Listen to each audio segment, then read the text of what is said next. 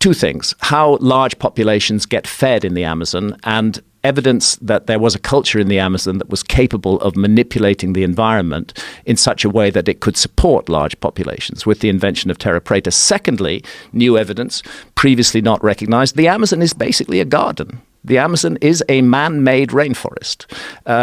There are certain trees like Brazil nut trees or the ice cream bean tree, which are food crops, which are very, very valuable, and they dominate the tree regime in the Amazon. They're what's referred to as hyperdominant species. In other words, people living in the Amazon over thousands of years selected certain trees, which they then cultivated and grew. So the whole thing is not simply a wild, pristine rainforest. It's a very ancient man-made environment. And emerging from that man-made environment, as well as evidence of large cities, large populations, and this mysterious dark earth, are huge geometrical structures. And what a henge is a ditch which has been dug deep, and then an embankment has been pushed up outside the ditch. When people first saw these structures, they wondered if they'd been built for defense. But then it became obvious they hadn't been built for defense, because if you want to create a moat, you put it outside your embankment, not inside your embankment. So a henge is an earthwork which consists of a deep moat with a large embankment outside it. And it can be circular, it can be square, and in the UK and other parts of Europe, it often contains stone circles, megalithic stone circles as well. But the henge itself is entirely an earthwork.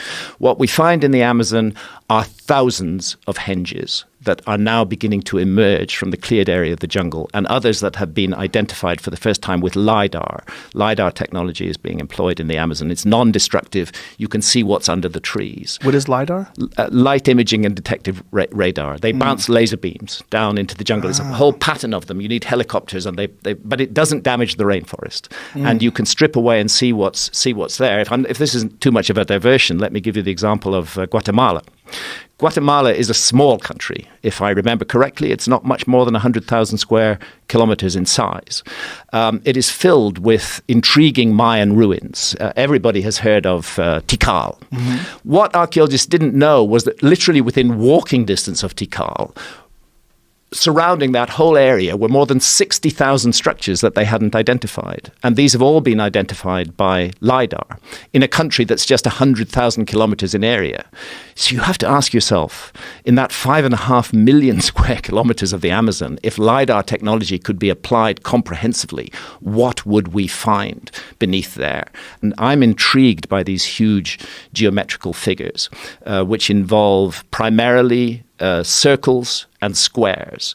And they are classic henges in the sense that they are deep ditches surrounded by huge embankments. They're extremely geometrical. For example, you can find an octagon surrounding a square. Our academics have given to the Greeks. They said the Greeks were the first people who performed that exercise. But now we find in dated sites in the Amazon that this was being done in the Amazon long before the Greeks. What are the dates? The earliest dates that have been found in these sites now are about 3,500 years old.